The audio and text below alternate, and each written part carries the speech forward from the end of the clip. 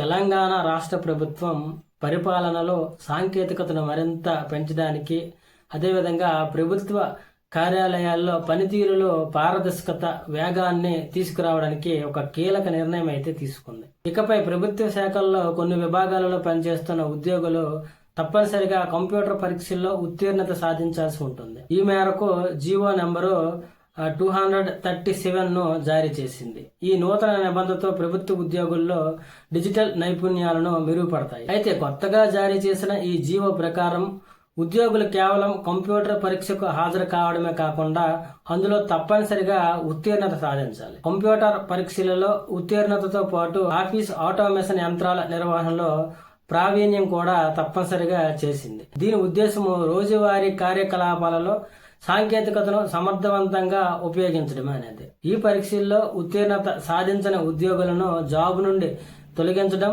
లేదా వేరే విభాగాలకు పంపించడం వంటి కఠిన చర్యలు ప్రభుత్వం తీసుకునే అవకాశము ఉందని అధికారిక వర్గాలు ఇప్పుడు చెబుతున్నాయి. అయితే ఈ కొత్త నిబంధన ప్రకారము జూనియర్ అసిస్టెంట్లు, కమ్ టైపిస్టులు, సీనియర్ స్టెనోగ్రాఫర్లు, జూనియర్ స్టెనోగ్రాఫర్లు, యూడీ టైపిస్టులు, ఎల్డీ టైపిస్టులు వంటి కేటగిరీ ఉద్యోగులకు ఈ డిపార్ట్మెంట్ పరీక్షలో తప్పనిసరి ఉత్తీర్ణత కావాలి. ఎవరైతే ఈ కారుణ్య నియామకాల వంటి వివిధ కారణాల వల్ల ఉద్యోగుల్లో చేరుతారో వారికి పరిజ్ఞానం అనేది తక్కువగా ఉండవచ్చు. ఈ పరీక్షల ద్వారా ఆయా ఉద్యోగులందరూ కంప్యూటర్ నాలెడ్జ్ తప్పనిసరి పెంచుకోవాల్సిన అవసరం ఏర్పడింది. ఇది ప్రభుత్వం కార్యకలాపాలు, ఫైల్ నిర్వహణ, డేటా ఎంట్రీ, కమ్యూనికేషన్ వంటి కీలక పనులను మరింత సమర్థవంతంగా తక్కువ సమయంలో పూర్తి చేయడానికి వీలు కల్పిస్తుంది. ముఖ్యమంత్రి నేతృత్వంలో ప్రభుత్వం డిజిటల్ పరిపాలనను ప్రతిష్టం చేయాలని భావిస్తుంది. ఉద్యోగుల సాంకేతికత సామర్థ్యం పెంచడం ఈ మార్పుల్లో అత్యంత కీలకమైన భాగంగా చెప్పుకోవచ్చు.